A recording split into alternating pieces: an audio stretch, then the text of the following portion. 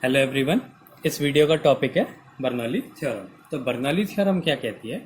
Bernoulli theorem कहती है कि किसी आइडियल लिक्विड के लिए, आइडियल लिक्विड का मतलब नॉन विस्कस और इनकम्प्रेसिबल, उस आइडियल लिक्विड के लिए प्रेशर एनर्जी, काइनेटिक एनर्जी और potential energy per unit volume का जो सम होता है वो हमेशा कांस्टेंट होता है।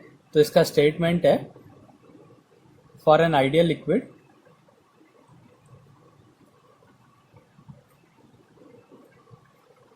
आइडियल लिक्विड का मतलब वो कैसा है? नॉन विस्कस है और इनकम्प्रेसिबल है।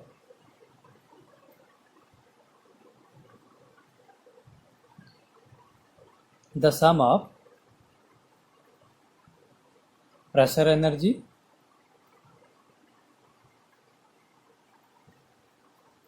काइनेटिक एनर्जी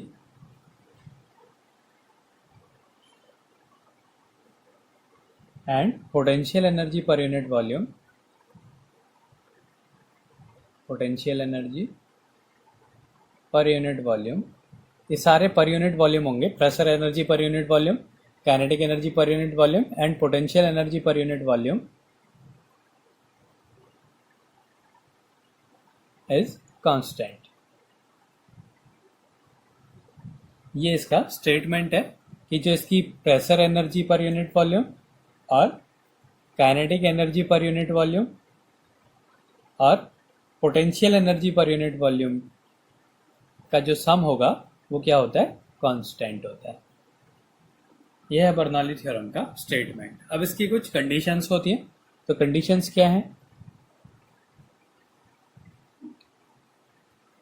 कंडीशंस में पहली कंडीशन है कि जो लिक्विड है वो नॉन विस्कस और इनकम्प्रेसिबल होगा, जैसे कि स्टेटमेंट में भी लिखा है। तो इसकी पहली कंडीशन है, liquid should be non viscous and incompressible. Liquid should be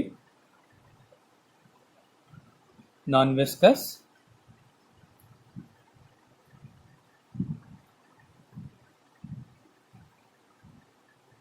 and incompressible.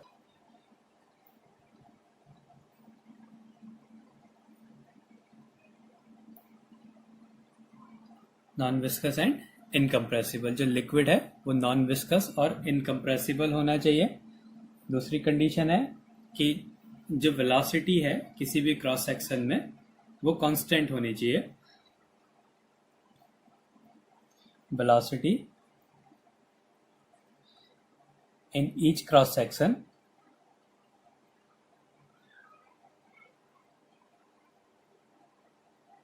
Must be constant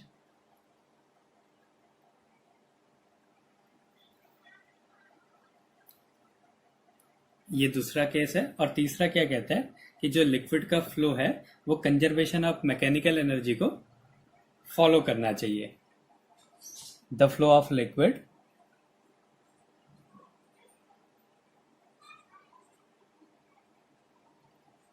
should follow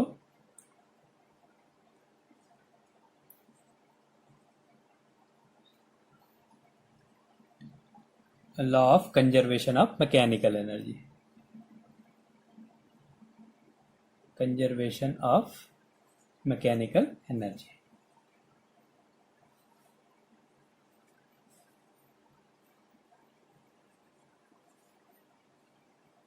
उसमें वो क्या है? कंजर्वेशन ऑफ मैकेनिकल एनर्जी के लॉ को फॉलो करना चाहिए कि उसमें जो एनर्जी है वो कांस्टेंट होनी चाहिए, जो टोटल एनर्जी होती है वो कांस्टेंट होती है। अब इसको हमने प्रूफ करना है। तो इसका प्रूफ देखते हैं कि कैसे प्रूफ होता है। तो हमने क्या करा, एक पाइप लिया।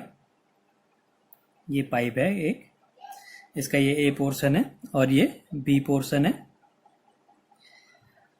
ये पोर्शन, ये बी पोर्शन, इसकी हाइट जो है h1 है और इसकी हाइट h2 है। यहाँ पे लिक्विड की जो वेलोसिटी है वो v1 है और यहाँ पे जो लिक्विड की वेलोसिटी है, जो फ्लूइड फ्लो हो रहा है उसकी वेलोसिटी v1 है।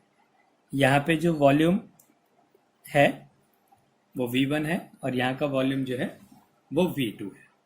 अब हमने ये प्रूफ करना है कि इसमें जो है लिक्विड फ्लो हो रहा है और उसकी हर एक क्रॉस सेक्शन में जो वेलोसिटी है वो कांस्टेंट है, और इसका जो डेंसिटी है, जो लिक्विड की डेंसिटी है वो रो है। ये लिक्विड की डेंसिटी है। अब हमने इसमें प्रूव करना है कि इसका जो pressure energy per unit volume है और kinetic energy per unit volume और potential energy per unit volume का जो सम होता है वो कांस्टेंट होता है। ये हमने इसमें प्रूव करना है। तो सबसे पहले हम देखते हैं कि यहाँ पे हमने क्या करा, प्रेशर अप्लाई करा, तो इस डायरेक्शन में प्रेशर लग रहा है, और यहां से जो है वो प्रेशर बाहर निकल रहा है, तो मतलब यहां से अंदर की डायरेक्शन में प्रेशर लग रहा है। तो जैसे जैसे हम इस पोर्शन से इस पोर्शन में जा रहे हैं, प्रेशर डिक्रीज हो रहा है और डायरेक्शन चेंज, ऑपोजिट वर्क हो रहा है। यहाँ पे इस डायरेक्शन में वर्क हो रहा है, यहाँ से इस डायरेक्शन में वर्क होगा। जो प्रेशर होगा वो अंदर की डायरेक्शन में लगेगा, और जो प्रेशर एनर्जी होती है, हमें पता है कि जो वर्क डन इक्वल्स टू होता है force into displacement. Work done equals to force into displacement होता है, और फोर्स इक्वल्स टू क्या होता है, प्रेशर इनटू एरिया, और ये हो गया डिस्प्लेसमेंट। तो प्रेशर इनटू एरिया क्या हो गया, अच्छा एरिया इनटू डिस्टेंस क्या हो गई, वॉल्यूम हो गया। एरिया इनटू डिस्टेंस, लेंथ जो है वो वॉल्यूम हो गया। तो ये W की वैल्यू क्या आ गई, PV। तो ये हो गई प्रेशर एनर्जी। ये एनर्जी किसके कारण हो रही है, फोर्स से क्या मिल रहा है उसको, प्रेशर मिल रहा है। तो ये जो वर्क डन हो गया, ये हो गया प्रेशर इनटू वॉल्यूम। तो ये क्या है, प्रेशर एनर्जी है। तो इस ए एंड पे कुछ प्रेशर एनर्जी होगी और बी एंड पे भी कुछ प्रेशर एनर्जी होगी। तो क्या हो गया, P1 V1, यहाँ पे प्रेशर है P1 और यहाँ पे प्रेशर है P2। तो प्रेशर इनटू वॉल्यूम, इस यहाँ पे जो वॉल्यूम है वो V1 है और यहाँ पे जो वॉल्यूम है वो V2 है। तो P1 V1 क्या हो गया, pressure energy at A। Pressure energy at A, इस A एंड पे जो प्रेशर एनर्जी है वो हो गई P1 V1। ऐसे ही P2 V2, यहाँ पे प्रेशर P2 और वॉल्यूम V2, ये हो गई प्रेशर एनर्जी कहाँ पे, B पॉइंट पे। प्रेशर एनर्जी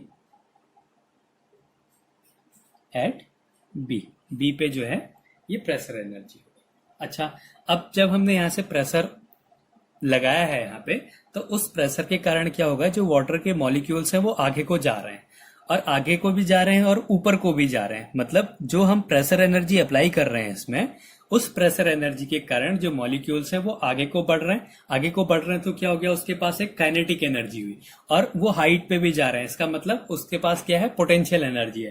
तो ये जो प्रेशर एनर्जी में जो चेंज हो रहा है, ये किसके इक्वल होगा, काइनेटिक एनर्जी और पोटेंशियल एनर्जी के सम के इक्वल होगा, क्योंकि इसी प्रेशर एनर्जी के कारण इस जो वाटर के मॉलिक्यूल्स हैं, ये जो लिक्विड इसमें फ्लो हो रहा है, उसमें काइनेटिक एनर्जी और पोटेंशियल एनर्जी हो रही है। तो इसमें क्या हुआ कि जो चेंज इन प्रेशर एनर्जी है, चेंज इन प्रेशर एनर्जी, ये किसके इक्वल हुई, चेंज इन काइनेटिक एनर्जी और plus change in potential energy के। Change in kinetic energy plus change in potential energy. यहाँ पे काइनेटिक, यहाँ पे वेलोसिटी v1 है, यहाँ पे वेलोसिटी v2 है, तो काइनेटिक एनर्जी चेंज हो गई। यहाँ पे हाइट h1 है, यहाँ पे हाइट h2 है, तो पोटेंशियल एनर्जी भी चेंज हो गई। ये किसके कारण हो रहा है, यहाँ पे जो हम प्रेशर एनर्जी को अप्लाई कर रहे हैं। तो जो ये चेंज इन प्रेशर एनर्जी है, ये change in kinetic energy plus change in potential energy के इक्वल होगा। अब हमने देखना है कि क्या चेंज हो रहा है, प्रेशर एनर्जी में क्या चेंज हो रहा है, काइनेटिक एनर्जी में क्या चेंज हो रहा है और पोटेंशियल एनर्जी में क्या चेंज हो रहा है। तो चेंज इन प्रेशर एनर्जी, यहाँ पे प्रेशर इस डायरेक्शन, ये जो प्रेशर एनर्जी है इस डायरेक्शन में लगेगी और यहाँ पे ऑपोजिट वर्क करना पड़ रहा है उसे।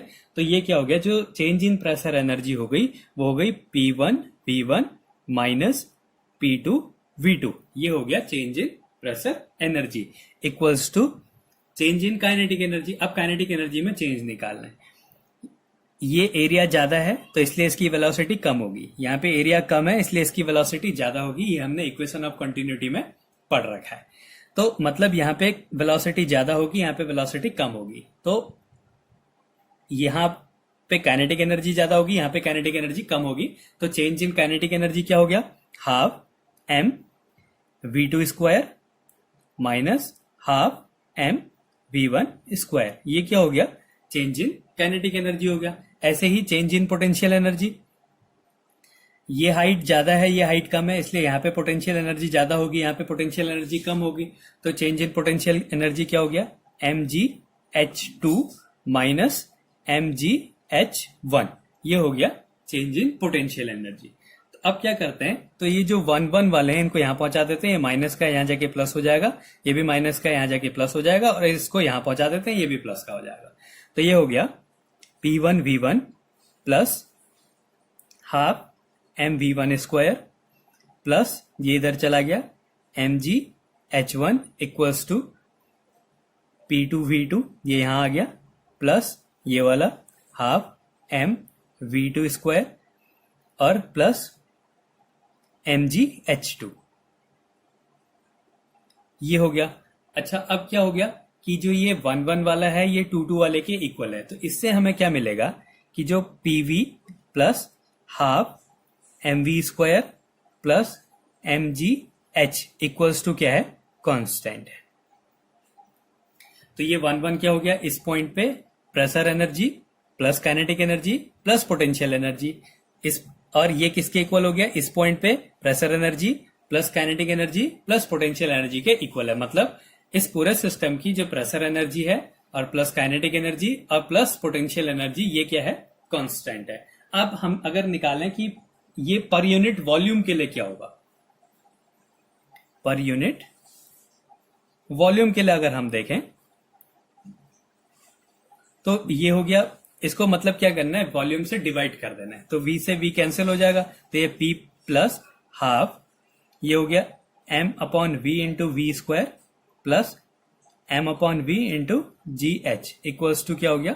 कांस्टेंट हो गया।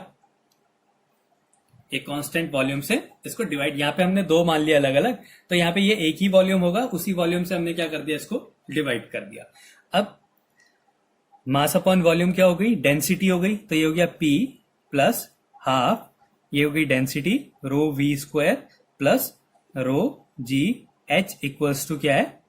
कांस्टेंट है। और यही बर्नौली की थ्योरम का स्टेटमेंट है कि किसी आइडियल लिक्विड के लिए pressure energy per unit volume, kinetic energy per unit volume और potential energy per unit volume का जो सम होता है वो क्या होता है? कांस्टेंट होता है। ये बर्नौली की थ्योरम और उसका स्टेटमेंट है। हमने क्या करना है? कंजर्वेशन ऑफ मैकेनिकल एनर्जी से इसको सॉल्व कर देना है।